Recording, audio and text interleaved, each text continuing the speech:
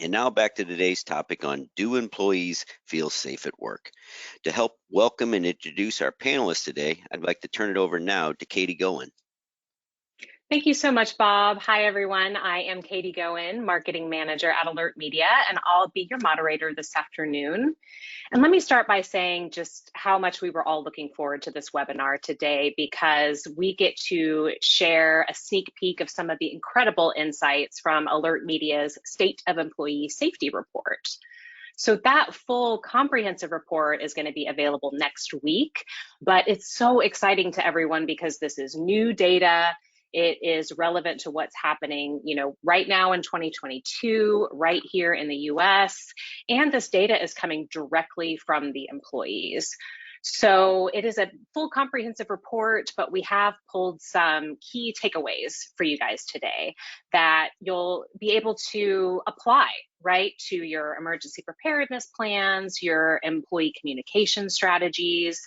And I think that some of this data will even help you to kind of retain and attract talent as well in this very highly competitive market. So thank you all for being here. We're so excited to share this with you. So today's webinar is going to be interactive in that we're going to pause at the end of each section to have a discussion with you. So at that time, you can submit questions using the Q&A box, as Bob said, but those could also be, comments, insights, maybe a personal scenario you've experienced that applies to the data. So thank you in advance for participating there. And then we're also going to have several polls throughout the day, throughout the webinar as well. So we do encourage you to participate in those as they come up. So it is my pleasure to introduce you to today's speakers.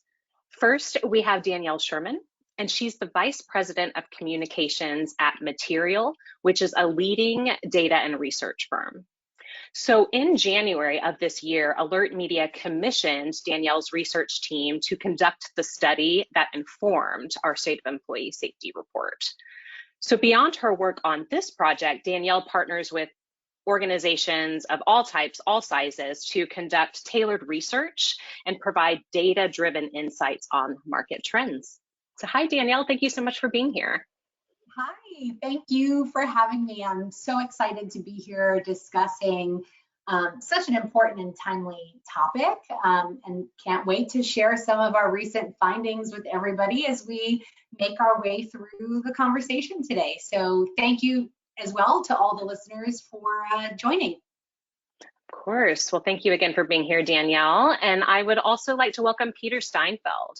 Peter has been involved in the emergency communications industry for more than 20 years now.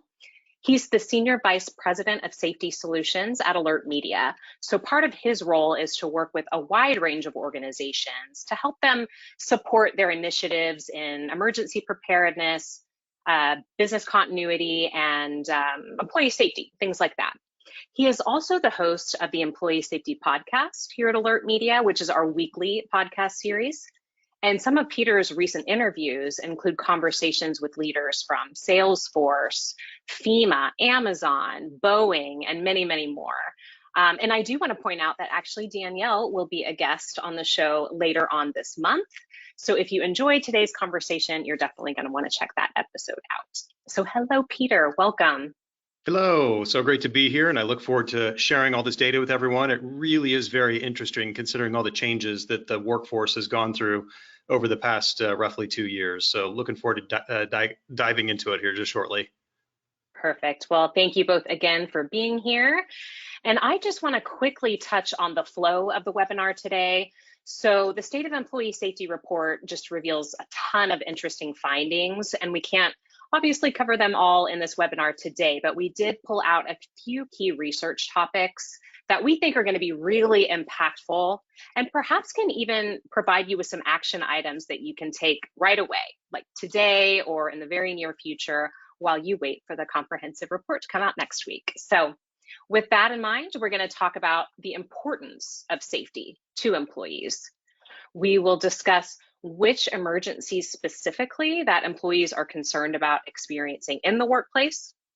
We're going to get into whether or not employers' safety communications are meeting employee expectations. So that's a big one. We'll discuss how prepared employees are to respond to an actual emergency in the workplace. And then finally, we'll talk about some ways that we can help employees feel safer. So Peter and Danielle, I'm going to turn it over to you now so you can discuss the origin of the State of Employee Safety Report, as well as the methodology that was used to conduct the survey. So Peter, do you want to start us off? Yeah, no, fantastic. Thank you so much. Well, to kick things off, I'm fairly certain that we can all agree that employee safety is incredibly important and should be top of mind for any organization. Now, many of us have seen studies and reports on this topic in the past, especially in the last couple of years due to the pandemic. But more often than not, the employee perspective, not the employer, but the employee perspective is missing from the conversation. So to help change that, Alert Media commissioned this survey from the firm material to ask employees directly how they feel about the safety of their workplace and how they think their employers value the employee safety. Now, we also, I believe, need data that's more inclusive demographically. Prior reports have looked at workforce trends specific to a particular industry or related to a specific type of incident, such as the pandemic. Today's workforce is very different than it was pre-pandemic. So our goal was to cast a really wide net and survey a large range of employees to get an accurate reflection of current perceptions across industries, generations, and employee groups.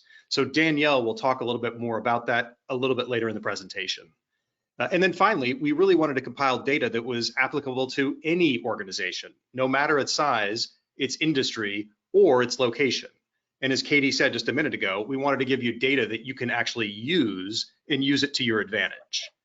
But the question is, why now? So we felt it was important to conduct this research now to address the current challenges that both employers and employees are experiencing. For example, the current threat landscape. Nearly every organization has experienced the impacts of recent severe weather events and natural disasters, really no matter where they're located geographically. Maybe they're directly impacted by that incident or down from the downstream effects. So disasters and other disruptive events are being felt, I would say, much more frequently and more severely, making employee safety more important than ever. Businesses are also experiencing the impacts of the Great Resignation, a term you have all probably heard.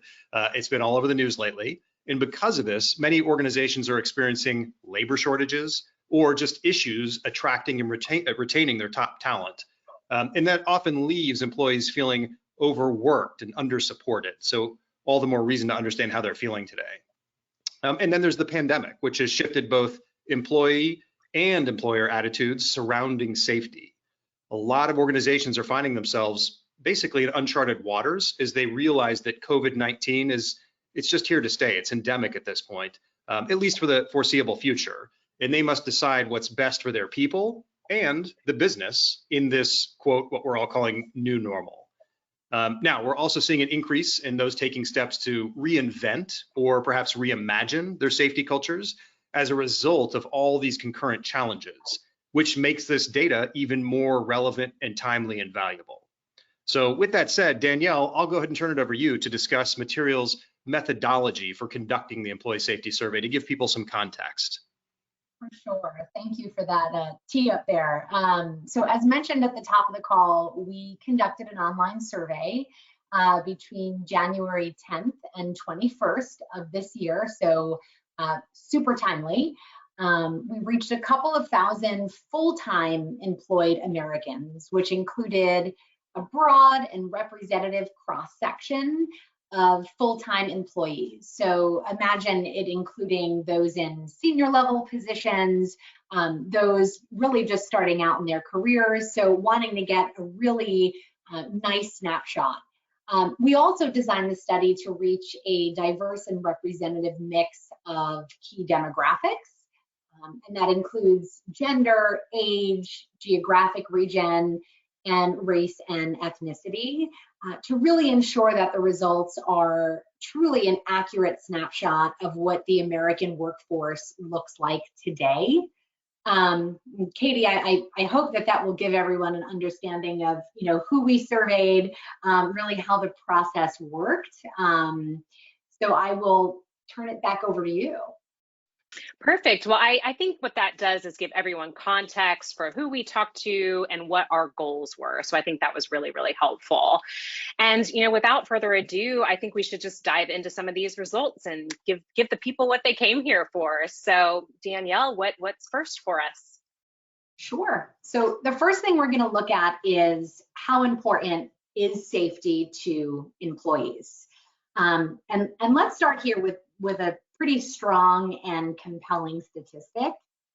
73% of working Americans report that workplace safety is extremely important to them. And to give some context, this is the same as those who place extreme importance on the level of feeling safe where they live or where they send their kids to school. So really where they work is no exception. What's more is that 9 in 10 working Americans feel that it's actually more important than ever for their employer to create a safe workplace. We also wanted to know if the respondents believed that this sentiment is echoed by their employers. So let's try and get that employer perspective. Katie, how about we poll our audience today to find out maybe how they think employees responded to that question? Great idea. Let's do a little audience trivia here if you guys are game. So just take a minute to answer the question in this first poll. And again, you're just taking your best guess here of what you think the respondents said. So what do you think they answered to the question, what percentage of working Americans believe that employee safety is extremely important to their employers? Do you think it was less than 20%, 21 to 50%, 51 to 75%, or more than 75%? And again, what we were trying to gauge here is whether or not the people felt their employers were echoing that same sentiment. So Bob, I think we can go ahead and close that poll out, and if you'll share the results, that would be great. All right, so we have answers across the board here, but it looks like most people think it's between 21 and 50%, which is pretty interesting. But let's have Danielle give us the reveal here. Yeah, I would definitely say that those who answered somewhere in that 50 to 75% range were close. The research showed that 54% of working Americans believe that their safety is extremely important to their employer. In fact, only 1 in 2 of our survey respondents feel that their employer has actually made more of an effort to ensure their safety than in previous years. And keeping in mind that, this is coming at a time where we heard from our survey respondents that their safety, employee safety, is more important than ever. So we're obviously seeing that there is quite a disconnect between employees and how they think their employer is viewing safety. So let's move on. Why does this matter? 2 reasons. It impacts both employee loyalty and employee job satisfaction, which, 2 key themes, obviously, at the time of the Great Resignation. 47% of working Americans report they would be motivated to stay with their employer for the long term if they felt their employer genuinely cared about employee safety. Employees feel that an employer's genuine care about their safety holds the same weight as compensation and benefits. Fascinating. Unbelievable. Oh, we were just commenting that that's unbelievable. Sorry, Daniel. Right. So just let that sink in for a minute. There was actually no significant difference among these top 3 factors that would get someone to stay with their employer for the long term. So we see that compensation came in at 48%, employee safety came in at 47%, and benefits at 46%. And by survey research standards, given our margin of errors, these basically pretty much equate to the same thing. Just to add to this, 1 in 3 actually go so far as to say that they would be motivated to stay with their employer if they felt like their employer cared more about overall employee safety than revenue or profits. Wow. So Peter, I'm curious, how can organizations sort of take this data and start to apply it throughout? Yeah, that's what it's all about. First understand and then see what you can do with it. And I think our audience can definitely use this information to their advantage based on the fact that an employer's genuine concern for their people's well-being can help employees feel more loyal to their employer and more satisfied with their jobs. And that will make for more productive people, generally speaking. You can certainly use it to build a business case for improving employee safety at your company. Employee turnover means spending more money, time, and resources to recruit and fill those positions. If more than 50% of employees are motivated to stay with their employer by feeling safe at work, that could be a huge savings for an organization.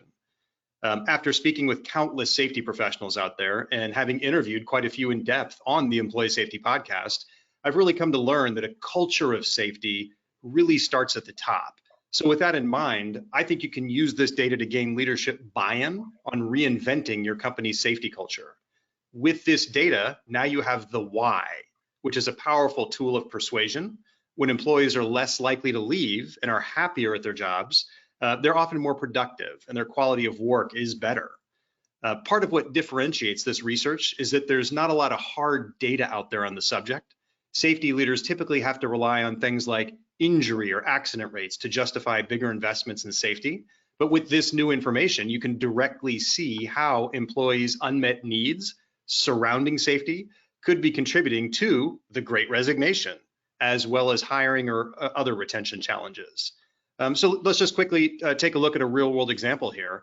Centricare, it's a not-for-profit healthcare system that provides really high-quality care to, it's a big audience, like nearly 700,000 people. The organization comprises, it's 8 hospitals, 11 senior living facilities, over 30 clinics, and numerous specialty care services. And they're constantly seeking to improve the safety and security of their healthcare workers and make sure that their employees know it by making it a core value, crafting consistent messaging and constantly communicating with their employees about their safety and well-being. It's just integral. It's a culture of safety there. Now, a hiring manager at Centricare told me that this has a just overall huge positive impact on nurse recruitment and retention. The manager I spoke with revealed that prospective candidates often ask in interviews about how Centricare will protect their personal safety while out in the field doing their jobs. And they can happily answer that very pointed question with a number of very satisfying responses. Current employees definitely view their culture of safety as a valuable employment benefit overall, and it attracts new candidates. So the fact that employees feel safe and that they're confident that their employer values their safety as much as the employee does really positions that organization, Centricare, as an employer of choice in the region, and it gives them a serious competitive advantage. So with that said, Katie, I'll turn it back to you. Yeah, I do want to pause here for a moment just so we can talk to the audience a little bit and get their questions and feedback. So again, if you haven't submitted a question, or again, it could be a comment, an insight, anything like that, you can do so with the Q&A box. But Danielle, we already have someone who wanted to know if employees are placing the same importance on safety in other aspects of their lives besides just their workplace or with their employer. Do you have any light to shed on that? For sure. Shine on that? We had asked a question, really just trying to understand a bit of context, right, around just the degree of importance that Americans are placing on safety in various aspects of their life. And as we suspected, things like where they lived, where they sent their kids to school, where they received medical treatment, these were all, like, majority ruled there, extreme importance, more than 7 in 10. But we also found those exact same numbers, down the list for where they work. They were putting that same level of extreme importance on feeling safe in the workplace. So it is right up there with most other facets of daily life. That makes sense. Okay. And then, Peter, this one is probably best directed to you. How do you recommend leveraging this data with executive leadership? I think they're referring to achieving that leadership buy-in that you were referring to. So how would you recommend leveraging data like this with leadership? Yeah, I think you don't want to scare or overwhelm. So pick the top 3 data points that really represent the return on investment of employee safety and preparedness. I think that's really important. You can do something like this yourself, and as you're creating a survey, like assess if you're fielding feedback from a large and diverse enough group of individuals.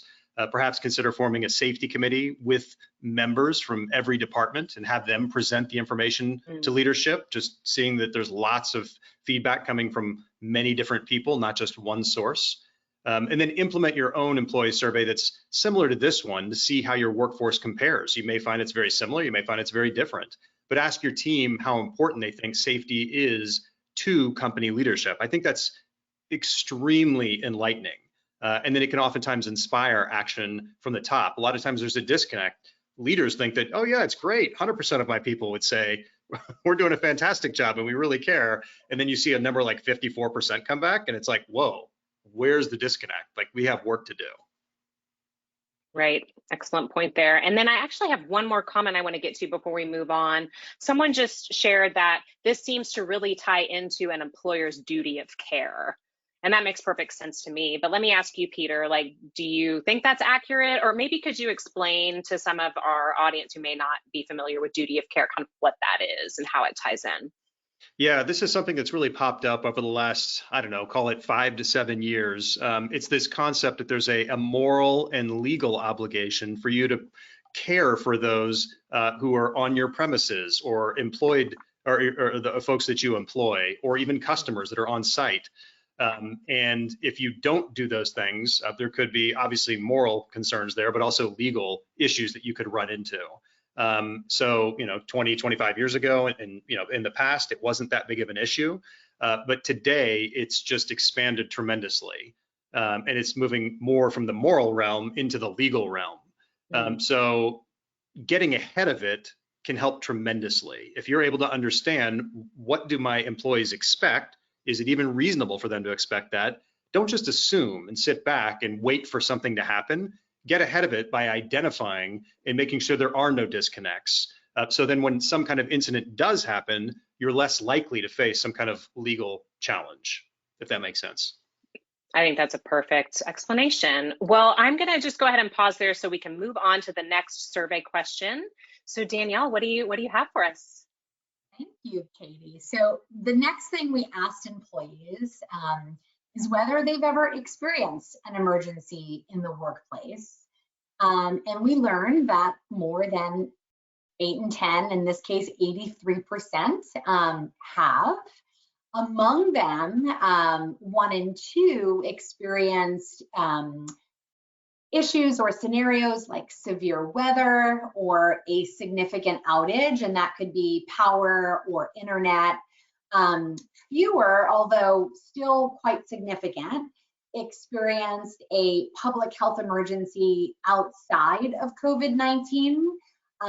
We also saw respondents who experienced major disruptions to transportation or infrastructure, also cyber issues, cyber attacks, cyber crime. 1 in 4 even reported that they experienced workplace violence or crime in the workplace. And then, from there, we also wanted to start understanding, as of right now, what are they worried about happening? So we asked which specific emergencies they were concerned about in the workplace today. And maybe we should let our participants today take a guess at what they feel our respondents said. Katie? Absolutely. So you guys know what to do here. If you could just take your best guess at how the respondents answered this question. What is the biggest threat that employees are Let me try that again. What is the biggest threat that employees are concerned about experiencing at work? Do you think it is mostly protests and demonstrations, natural disasters, workplace violence, cybercrime, or maybe another public health emergency. So again, what is the biggest threat that employees are concerned about experiencing at work? So Bob, I think we can go ahead and close that one out and share those results. Workplace violence, guys. I mean, I can't say that's a surprise to me, but No. as you can see, all of these emergencies are represented here. So I do think that's a good indication of, employers knowing that these things are top of mind for employees right now. But Danielle, let me go ahead and ask you to do the reveal. What was the top answer? So, as Katie mentioned, there was a lot of concern across the board. The number one answer was actually another public health emergency. I think it's really important to note, though, that when they do think about their employment and we see that this was the number one concern, it is important to know that close to 4 in 5, or 78%, are actually more concerned about at least one other emergency happening at work than being exposed to COVID-19. So want to leave that there for a minute, that yes, it's likely COVID-19 that is maybe what's prompting them to say that their top concern is dealing with another public health emergency. But the reality is, when it comes to COVID, that's a blip on the radar at this point. They're much more concerned that they'll have some other disaster or emergency occurring. And that includes everything from workplace violence, severe weather, a public health emergency outside of COVID, crime, natural disasters, those outages again, cyber issues, even things like structure fires or disruptions to infrastructure and transportation. Then moving on, I will say that, one of the other things that our research showed is that different groups of employees actually have different concerns. So when we look at it by generation, we see that boomers are 12% less concerned than their younger generation counterparts about emergencies happening while they're working. And that can be any of the emergencies that we've already touched on. When we look at your parental status, we see that parents are 16% more likely than their working counterparts without kids to be concerned about some sort of emergency happening at work. And then lastly, also want to note here that members of the BIPOC community, the Black, Indigenous, people of color, they are 20% more likely to be concerned about workplace emergencies than their white counterparts. So just a great snapshot to show something that Peter touched on initially, that most studies are sort of lacking the diversity of perspective, and we just felt it was important to share how these very different and diverse groups are even thinking about their concerns for emergencies happening. So Peter, I'm going to pass it to you to talk about maybe how the audience can use this information. Yeah, absolutely. And I think that's really fascinating. We all have our own biases where we just see the world through our lens and based on experiences we've had, and we forget that other people could be concerned about things that we are just not, or vice versa. So it's really interesting to go out and talk to a lot of different folks and understand that you have a diverse set of individuals working for your organization. So how can they use this data? Well, for starters, I think they could use it to prioritize a plan of action to address all those employee concerns. Now that you know their biggest fears, you can work to alleviate them. Always seek to understand before you seek to put an action and a response in place. So that's huge. So I would say we suggest that you perform regular, thorough risk assessments to determine which threats are the most likely to impact your people and business. You can also use a comprehensive checklist to help you quickly address the less impactful threats while you spend more time on the most impactful ones. Another idea is to share with employees how you proactively monitor and identify the threats that employees are concerned about in the workplace, showing you're doing something about it. If you don't have the time or manpower to constantly monitor them in-house, there are emergency communication solutions you can invest in that provide robust threat intelligence capabilities, doing it for you.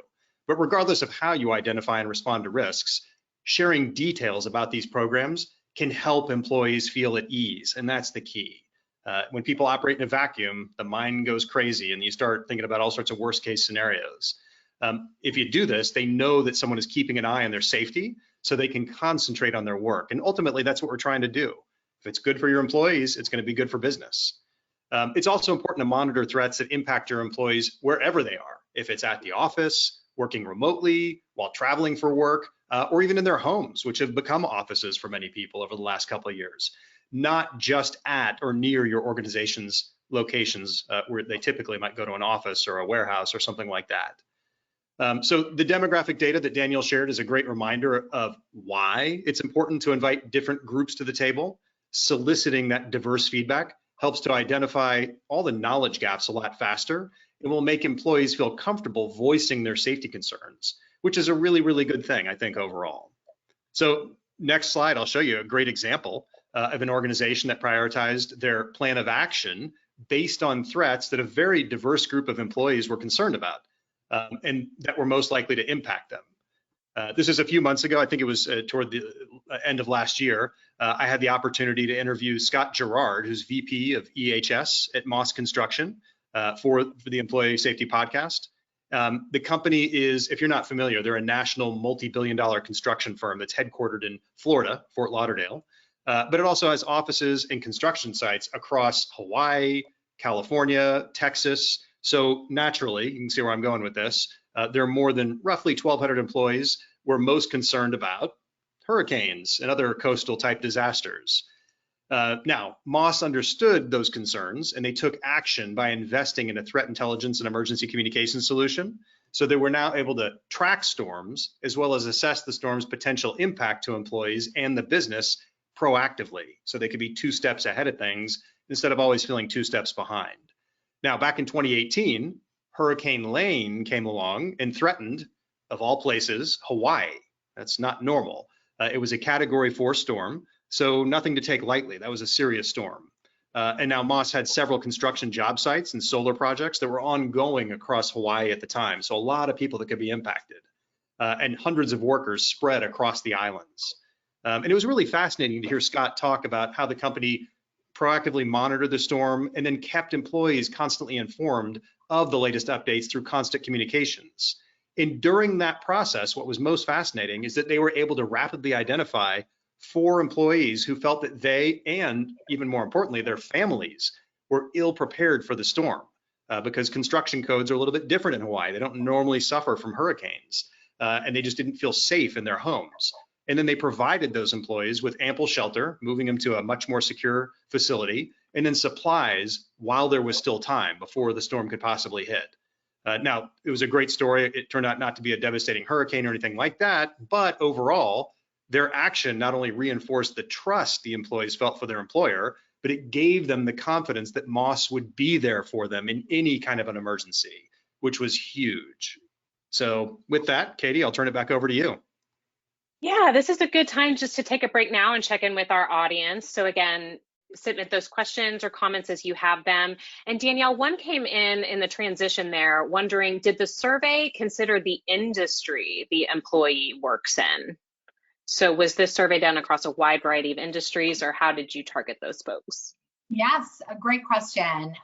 We left it open so that we were getting folks across virtually every industry. We thought that was, critical here. Obviously, we had representation from industries like the example that Peter just gave, like construction, where people are, boots on the ground. Everything to industries like our own, where there's knowledge workers who may be working remote or in a hybrid, who are not physically present all the time. And that was really key for us, right? Was not only looking at just the industry, but also ensuring that we had a diverse set of folks who were working in a physical location, who were working remote, who were working hybrid, because as Peter touched on with the duty of care, that expectation for employee safety is there regardless of where an employee may physically be working. So yes, a representative mix across it all. And then Danielle, this is just a comment, but I thought maybe you could weigh in here. Someone said, could it be that baby boomers have experienced emergency situations in the past and they know that they will happen again? Could that maybe be why they're less concerned maybe about emergencies in the workplace? Is there data maybe to say yes or no to that, or what are your thoughts? So we would definitely want to dig in to see just what percentage of our boomer respondents indicated that they did experience a emergency situation or a disastrous situation in their past, and I don't have that handy. But I think, purely conjecture here, I would say that I would lean towards agreeing with that. For those who have been working for quite some time, certainly more than their, Gen Z or millennial counterparts, the expectation is they've likely experienced their fair share of at least one of those emergencies and probably have that bit of extra confidence that they'll know what to do if faced with it again. And even if they haven't, they've likely been, again, working enough where they've maybe sat through enough safety drills or rehearsals where they're also buoyed a little bit their confidence there as well, based on that, level of practice and information that has been shared. I think that's just so important to reinforce this idea that you can't make a one-size-fits-all assumption about anything. Everyone just views things differently based on experience, age, background, things like that. So really important to just consider that. Absolutely. Well, I'm going to go ahead and move on so we have time for our next few sections. So Danielle, what's the next insight you'd like to share with us? Sure. So we wanted to dig into whether employers' communications around safety were meeting employee expectations. And we found out that 58% of employed Americans think that their employer's level of communication around safety either only just met their expectations or was falling short. In fact, nearly 2 in 3 working Americans reported that they are not extremely satisfied with the level of communication that their employer has provided them around exactly what is being done to keep them safe. We also saw that 2 in 3 agree that even their employer's style of communication is something that needed work. And interestingly, when we look at COVID more specifically, 1 in 2 are not extremely satisfied with their employer's level of communication around maintaining a safe work environment in the wake of the pandemic. And surprisingly, we actually saw this in greater numbers among those who spent, a decent stretch of time working from home and were returning to the workplace, less so among those who just continued working on site throughout the pandemic. So a little bit of an interesting nugget there. And then with that in mind, we of course wanted to ask, what they thought it would take for their employer to realize the need for better communication. And I'd love to see what everyone thinks they said. Yes, let's find out. So please take a moment to answer this question just with your best guess. What do you think would help employers realize the need for better communication surrounding emergencies? So would it take a larger communications team? Would it take an actual emergency in the workplace? Or would it take maybe more guidance and involvement from leadership? So again, what would help employers realize the need for better communication surrounding emergencies? So go ahead, Bob, do you want to share those results? All right, so 53% say an actual emergency in the workplace. So Danielle, let's do the big reveal here. What was the actual answer? So pretty close. It was an actual emergency. 59% of our respondents agreed that it would take an actual emergency happening at their organization for their employer to really wake up and realize the need for better communication. So you might wonder, why does this matter? Well, lack of communication leads to confusion and doubt. 1 in 2 employees believe that their employers are not prepared to handle communications during an emergency. We also know that communication is imperative to retention. 58% of employees would question their very employment, or they'd start looking for another job if their company failed to alert them in the event of an emergency. So pretty startling numbers there, but Peter, I'm going to turn it over to you just to maybe chat through how this information can immediately be used. Yeah, absolutely. I believe that organizations could use this information to measure and analyze their current crisis communication efforts. Based on the data that you just outlined, I think you can use it to determine if you have both an effective communication plan and messaging in place, or if you have determined the appropriate cadence for those communications in an emergency, because all that's very important. For some companies, that may mean assigning specific roles and responsibilities based on various incidents that might occur. And then for other organizations, it might mean creating rules and automation to ensure those impacted by an emergency are notified as quickly as possible. And then the last thing an organization needs in a crisis is to create more confusion and doubt amongst employees. So assessing and optimizing your communication strategies ahead of a crisis is really important to avoid or reduce chaos during an actual emergency. You can also use the results to help determine if you have the right communication tools or solutions to support your crisis communication efforts. You might find to do X, you need to be able to invest in these other things to make that a reality. A specific example, do you have all the cell phone numbers of your employees in case of internet or power outages, such as those that have impacted much of the country this winter? Just a quick side note here, if you need help building a crisis communication strategy organization, I do highly recommend watching Alert Media's on-demand webinar with Jeff Hahn from February of this year, where he outlines a fantastic framework for crisis communications. And even better yet, if you can, grab a copy of his book. Fantastic stuff. Jeff's really great at it. And then remember, these communications and other efforts need to reach all your employees, no matter if they're on a particular location, like a building that you guys have, if they're remote, or if they're traveling. I really can't stress that point enough. It's just so super important. Let me go ahead and provide you with another real world example that you see here. So CocaCola United, they reassessed both their communication plan and the tools that they were using after finding out what they told us was the hard way that they were falling short and not really meeting employee expectations. If you're not familiar, they're a privately held bottler and distributor of Coca-Cola based in Alabama. They're in Birmingham, and they have about 10,000 employees, so pretty big, 8 production centers, and I think it's a little over 50 distribution centers. And I spoke with Gianetta Jones. She's fantastic. She's their vice president and chief people officer. And they learned after a really devastating experience with Hurricane Michael back in 2018, that it's just absolutely crucial for leadership to be able to communicate with employees, even when standard communication channels like phone lines are down.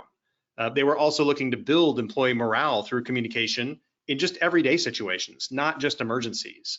So as part of this effort, Coca-Cola United decided to invest in an emergency communication and global threat intel solution, just like Moss Construction did that I talked about a little bit earlier. So during natural disasters or severe weather events, the company now proactively sends their people text notifications, not just emails, to relay any important information, such as things like evacuations, potential office or facility closures, and then provides them with resources or preparedness advice, always being 2 steps ahead of things. During and after storms, they utilize surveys and 2-way messaging so they can confirm their employees' safety. And this is important, determine if they're able to work or if they need to make arrangements for someone else to perform their job, and then provide aid or assistance to those in need. So overall, the net impact is that the employees feel more safe and secure knowing that they can be in basically constant contact with their employer, who's looking out for not just them, but also their families which, as we've discussed, is really crucial to retention and helps avoid confusion and doubt, which just makes people non-productive. So with that, Katie, back to you. Yeah, I do just want to take a quick break here because we are running a little behind and I want to get to the rest of the points here. But do go ahead and submit your questions if you have any. And we already have one for Danielle here, which is, do employees seem to be more concerned with the number of communications they're receiving from their employers, or is it the lack of information that those messages contain?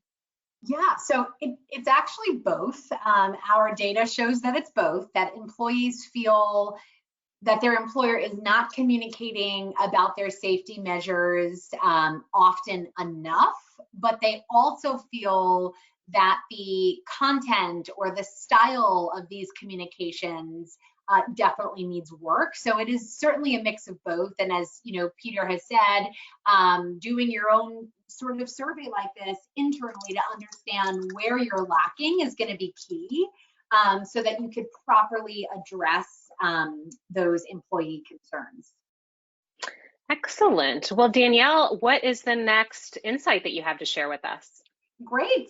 We asked survey participants how prepared they felt to respond to an emergency in the workplace. And it turns out that many doubt whether their employer has given them the tools they need to navigate an emergency they might face in the workplace. What's more is that many just don't feel equipped, that they'll even know how to spring into action should they face any number of the workplace emergencies or disaster scenarios that we hold them on within the survey. So let's ask everybody here what percentage of working Americans they think know what to do in the event of an emergency at work.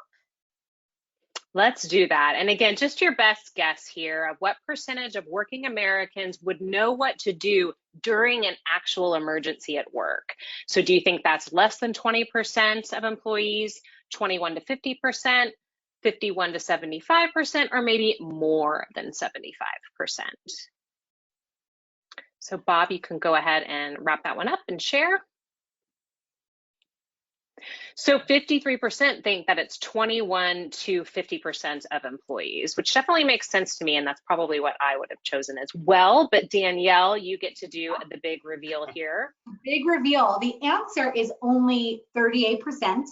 Wow. So you're all right on there. Only 38% strongly agree that they will know what to do in the event of an emergency. So this means that about 2 in 3 employed Americans, 2 in 3 of us, when faced with a potential disaster, are not equipped to feel like they can get through. So why does this matter? Well, I think safety trainings are crucial. We know that employees who are offered safety trainings are actually significantly more likely to know what to do in an emergency at work. I mean, proof is in the pudding. We saw 88% versus 70%. But even beyond just offering them, making them mandatory would go a long way.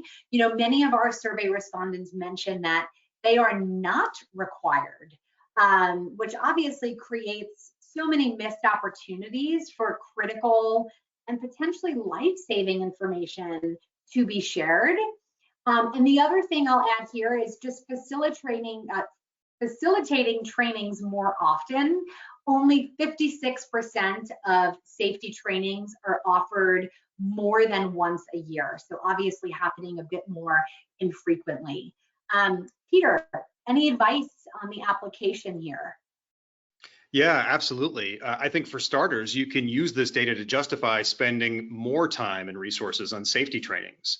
I suggest reviewing the cadence and structure of your drills and exercises. Some of the industry experts that I've spoken to on the podcast and elsewhere suggest using a combination of both tabletop exercises, online trainings, and in-person drills, kind of a mix of those things. And they don't have to be super extensive where people take off a day or several hours. You can have micro trainings, which I think is fantastic. Many organizations do use third parties or consulting companies to facilitate these exercises, which can certainly help offer an outside perspective, which is always important. But we also highly suggest that you involve emergency services like your local police department, EMS, and fire department. The worst time to be trading business cards with those folks is when the emergency is actually happening. So do it ahead of time. But you can also use this information to empower your employees to take an active role in their own safety, which is important because ultimately you can't do something for someone when they're in the middle of a rapidly unfolding situation. They need to act and they need to be empowered to do so and know what to do. So solicit their feedback. Ask for suggestions on training or exercises that they might want or think they might need. Find out what's working for them and what's not in terms of preparedness. You could even reward your employees for being the first to respond to a message on emergency preparedness or provide other incentives to get them really engaged. I think the most important thing is that your employees have at least a basic understanding of what to do in a crisis situation, if not step-by-step instructions. You want to avoid basically what I always say is the deer in the headlights syndrome, if at all possible. Muscle memory is super important. That's great, Peter. And if it's all right with you guys, I'm going to go ahead and just skip right to our last data point here because it's so crucial, and I want to make sure that the audience really gets time to soak that in. So Danielle, let me fast forward here a little bit, and we can go straight to this last insight here. Sure. Well, how can employers help employees feel safe at work? And I want to wrap up and summarize with some perhaps promising news. And this time I'm going to let everybody off the hook and I'll spill the beans myself. The good news here is that 85% of working Americans believe that there is at least one thing that their employer can do to help them feel like their organization really cares about their safety. And here's what employees actually want their employers to do. One, many feel that their employer can make improvements across communications. So this includes communicating to employees more often, improving plans and policies around what's happening for safety, and being more transparent around workplace incidents that are going down to really help them feel like their safety is critical.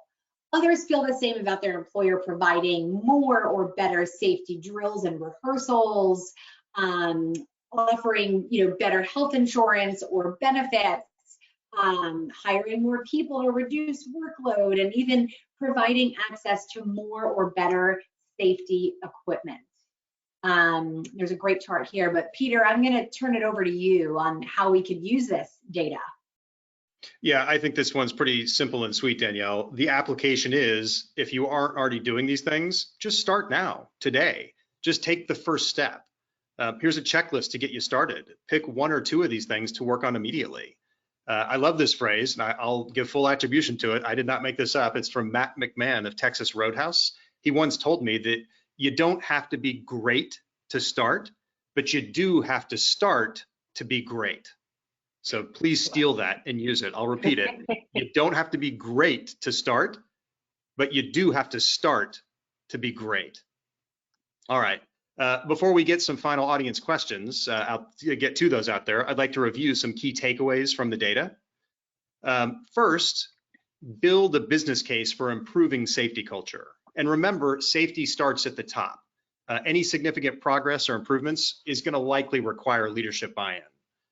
Second, measure the effectiveness of your crisis communication strategy and tools. If what you have doesn't work, maybe it's time to level up or just try a different approach. Third, be sure to communicate with your employees more often with helpful information. Employee trust really depends on your transparency. That's huge, something that really came through in the data. And then fourth, spend more time and resources on mandatory drills, trainings, and exercises. It's actually a pretty good thing. I know people go, oh, it's annoying when we got to walk out when there's a fire drill and it's freezing outside, but really your employees will feel more prepared with the right tools and experience. And then lastly, involve employees in the conversation and take their concerns very seriously. As you hopefully learned today with this new data, every human being is different, but every employee's safety matters.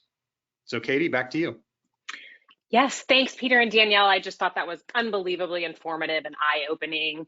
But I do want to get to one kind of last round of audience questions and feedback here. And guys, this can be about anything that you heard today. It doesn't just have to be about those key takeaways. So I already have a couple coming in. Peter, I'm going to direct this one to you. Wasn't the pandemic an opportunity for employers to really utilize all of these communication techniques?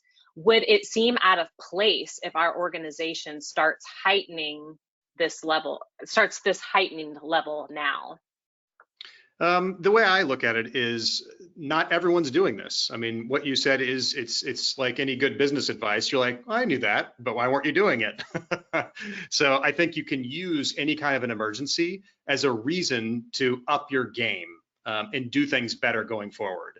I've been in this industry for over 20 years. And back in the day, there were a lot of disasters that happened, but people didn't fixate and dwell on them as much as they do now. Then you had 9/11, you had Katrina, and ever since then, you've had this kind of stacking effect of all these emergencies.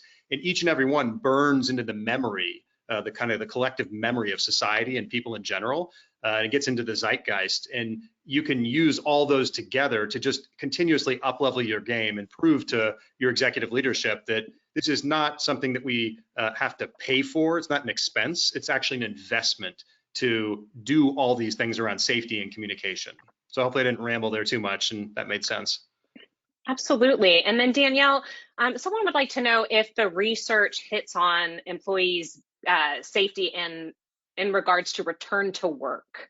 So I know we didn't go over that today, but is there some data in the report that focuses on return to work post-COVID? Yes, there is a bit. I would definitely say check out the report in full. We did ask a number of questions around just how safe employees feel today, and we were able to look at that based on those who never missed a beat and kept working on site throughout the pandemic. We looked at it based on those who were working exclusively from home and have recently returned, as well as those who were operating on more of a hybrid, to see whether or not there were any differences among those groups about just their level of safety in the wake of the pandemic and as they did in fact return to work. So there is a bit of that information in that final report. Excellent. Well, thank you both. I do want to just quickly get to our final poll here, and I do promise to make it quick, everyone. So, Alert Media has just a team of experienced experts who know employee safety inside and out, backwards and forwards, and we would love to talk to you about either a customized plan to help you with your specific needs, or maybe look at your current plan and help you customize it a little bit and tweak it a little bit there. So let us know, would you like to hear more about custom strategies and solutions to improve employee safety at your organization? And you can tell us yes, or you can say not at this time, and of course no hard feelings there. So do just take a quick moment there to fill out your answer. And then Bob, I think we can go ahead and close that one out, because I do want to remind everybody how they can get the full employee safety report. So that is going to be available on March 15th at alertmedia.com. But I have great news for all of you. You don't need to do anything in order to get it. We are going to make sure you're one of the first to receive it. So we're going to follow up with you via email as soon as it's ready, and we'll make sure you have access to the full report. But if you want to share it with colleagues or peers, you can just let them know that they can go to alertmedia.com and it'll all be downloadable there. And then I do want to thank Danielle and Peter both for your time today. Just thank you for giving our audience this insider scoop on the data. I really do think it's industry-leading research that's going to be useful to any organization. So Danielle, thank you for your time and for being here. Thank you. It's been an absolute pleasure, and this has been fun. Wonderful. And Peter, thank you as well for joining us. Absolutely. Appreciate the opportunity. Wonderful. Well, I just want to thank all of our attendees today for spending a part of their afternoon with us. Thank you guys so much. We hope to see you on a future Alert Media webinar. It'd be great to see some familiar faces and names.